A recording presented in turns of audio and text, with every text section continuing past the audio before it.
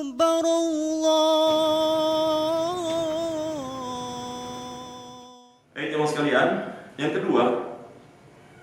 kedua bahwa saya ingin meluruskan pada saat tanggal 1 Juni yang lalu katanya memperingati hari lahirnya Pancasila. Saya dengerin Habib Rizik ceramah, potongan video tentang Pancasila. Saya penasaran, bener nggak sih Habib Rizik? Saya korek baca sejarah. Saya punya buku yang ditulis oleh Profesor Dr. Endang Saibudin Ansori, pelaku sejarah juga. Ayahnya seorang pelaku sejarah. Ini dia punya buku tebal segini, namanya Piagam Jakarta. Dia tulis sejarah dari awal sampai kemudian berikutnya. Kemudian saya baca buku Api Sejarah yang ditulis oleh Ahmad Mansur Surya Negara, pelaku sejarah. Ini dua fakta sejarah ini ternyata tidak ditemukan bahwa Pancasila itu lahir pada tanggal 1 Juni. Tidak. Rupanya ideologi Pancasila itu sejak tahun 1905. Jadi 1905 sebelum merdeka, jauh sebelum merdeka, itu para punggawa-punggawa, para pemikir-pemikir, para founding father, pendiri negara, sudah berpikir bagaimana negara mau diarahkan kemana ini negara. Ini negara mau dibawa kemana? Gitu.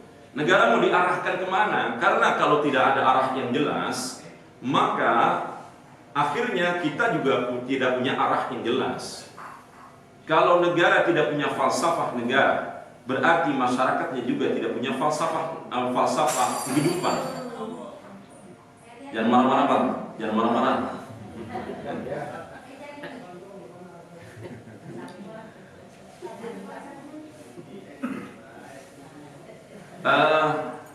Lagi-lagi, kalau negara tidak punya arah yang jelas, arah kehidupan negara yang jelas, maka masyarakatnya tidak punya arah kehidupan yang jelas.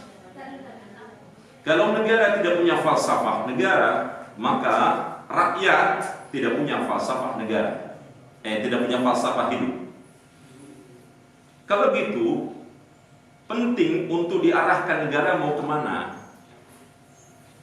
Penting. Musola mau diarahkan kemana, masjid mau diarahkan kemana, masyarakat mau diarahkan kemana, itu penting. Jangan sampai ketika tidak punya falsafah, yang pada akhirnya negara amburadul, kacau. Gitu. Maka tahun 1905 itu mulai para punggawa negara, para founding fathers berpikir, ini negara kita mau bawa kemana ini? Diskusi panjang. Ada dua kelompok besar yang muncul saat itu, karena ketika mau memikirkan negara mau diarahkan kemana, maka muncullah dua kelompok besar. Kelompok pertama adalah kelompok sosialis, ya, sosialis liberal. Yang kedua adalah kelompok sosialis Islami, atau mungkin agamis, kelompok agamis sama sosialis. Kedua. Kelompok sosialis ini dimotori oleh Bapak Presiden Soekarno, Pak Soekarno, kemudian sama Pak Muhammad Hatta dan beberapa kawan-kawannya. Kemudian untuk agamis dimotori oleh Kiai Haji Agus Salim, kemudian Pak Amir Syarifuddin dan beberapa orang lagi. Jadi dua kelompok ini terus berseteru mencari bagaimana ide arah negara ini mau dibawa kemana. Itu bertarung, berdiskusi terus, yang pada akhirnya muncullah Pak Soekarno itu memunculkan 5 panca, Pancasila. Pancasila juga waktu itu namanya. Kenapa tidak dinamakan Pancadharma? Karena Dharma itu berarti kewajiban. Tapi ini Pancasila. Panca artinya 5, sila artinya dasar. Dasar itu adalah ideologi. Bukan kewajiban, tapi ideologi. Menjadi dasar semuanya. Jadi pembangunan nanti didasari oleh Pancasila, kemudian ekonomi didasari oleh Pancasila, politik didasari oleh Pancasila, semua itu menjadi ideologi, bukan kewajiban. Nah, saya cerita ini biar kita sedikit melek sejarah. Bahwa kenapa sih penting orang kok pada demo sih belain Pancasila, cuma Pancasila kan gampang, satu ketuhanan yang Maha Esa, cuma di situ gitu. Tetapi tidak sederhana itu Pancasila itu tadi perjuangannya. Sebenarnya kemudian kelompok yang pro kepada Soekarno, sosialis, kelompok sosialis ini mengatakan bahwa iya, itu Pak Soekarno yang punya ide pertama kali, gitu. Orang sosialis begitu, bela Pak Soekarno. Tapi kemudian ternyata sebelum Pak Soekarno ada lagi, jauh sebelum Pak Soekarno memunculkan ide, dan itu tepat tanggal 1 Juni. Betul, memang 1 Juni Pak Soekarno mengusulkan untuk adanya Pancasila, ideologi negara. Tapi sebelum itu, falsafah negara, ideologi negara, pemikiran tentang bagaimana apa itu ideologi negara, itu sudah dicantumkan atau sudah digaungkan oleh Pak M. Yamin, Pak Muhammad Yamin. 5 sila juga sebelum Pak Soekarno pada tanggal 1 Juni 1945 itu Pak M. Yamin sudah mengusulkan sebelumnya 5 sila juga, Pancasila juga.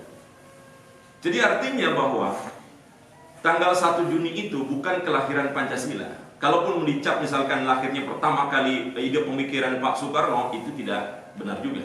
Karena ada M. Yamin yang lebih dulu dia mengajukan ideologi dasar, ideologi ataupun falsafah negara.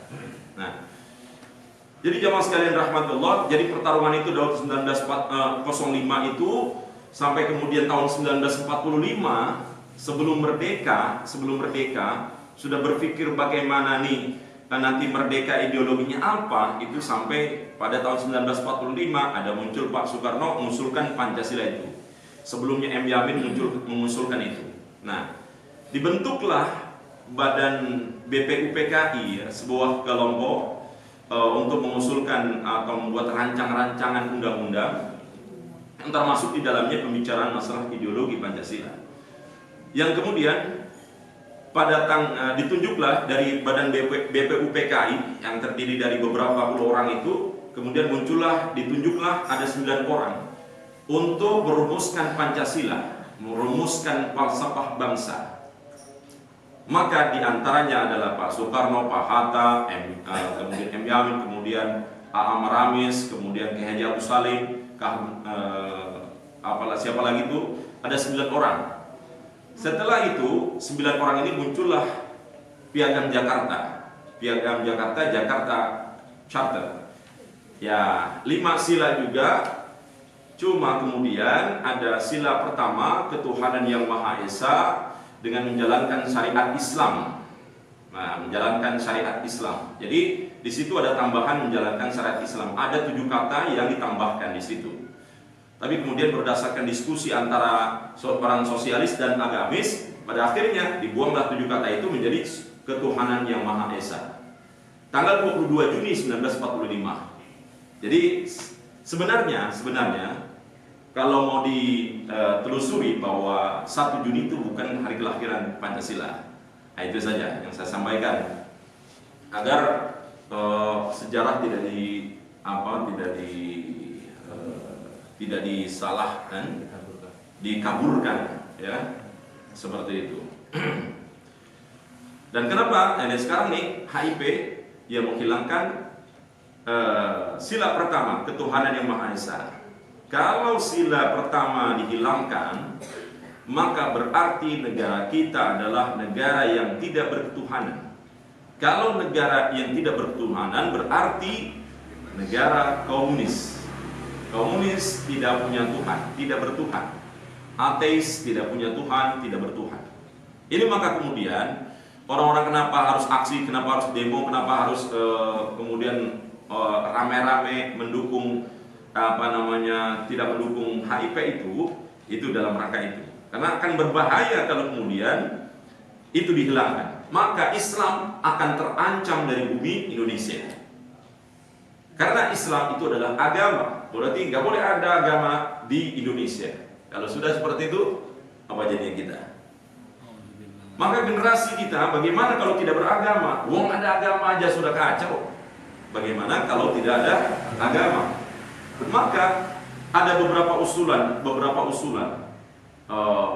dari kementerian, ya, dari kementerian itu ada para penggawa negara tuh, dari orang-orang pejabat bahwa mengusulkan untuk dihilangkan agama, materi pendidikan agama di SD. Woi, ada agama aja. Coba. Lah, berarti di madrasah tidak ada lagi fikih, tidak lagi dan sebagainya. Ini akan berbahaya. Oleh karena itu, jemaah sekalian rahmati Allah, ini tugas dan tanggung jawab kita kepada anak-anak generasi kita ini harus lebih kuat. Jangan mengharapkan lagi sektor pendidikan, tapi kita juga harus punya kepedulian terhadap akidah anak-anak kita. Jangan sampai mereka itu rusak akidahnya. Apalagi mereka sudah pegang HP sendiri-sendiri, nah ini akan berbahaya. Dan kita jemaah sekalian rahmatullah, kalau kita cuek dengan keadaan itu, maka kita bukan termasuk golongan orang-orang beriman. Malam yahtam bi amril muslimin falaysa minhum. Siapa yang tidak peduli terhadap urusan orang-orang beriman, maka bukan termasuk golongan mereka. Kita tidak termasuk umat Rasulullah SAW. Alhamdulillah min dzalik. Karena itu datangnya kita sama dengan kita memberikan contoh pada generasi kita. Bapak saya dulu ada gajian subuh loh, gitu. Emak saya ngaji loh. Terus seperti itu melihat banyak kegiatan loh, gitu. Jadi kita cuma bisa melakukan ini. Jangan sampai cuma keluar-keluar tapi tidak beraksi. Tidak, harus ada aksi, harus ada kegiatan-kegiatan keagamaan untuk membentengi akidah umat Islam. Gitu.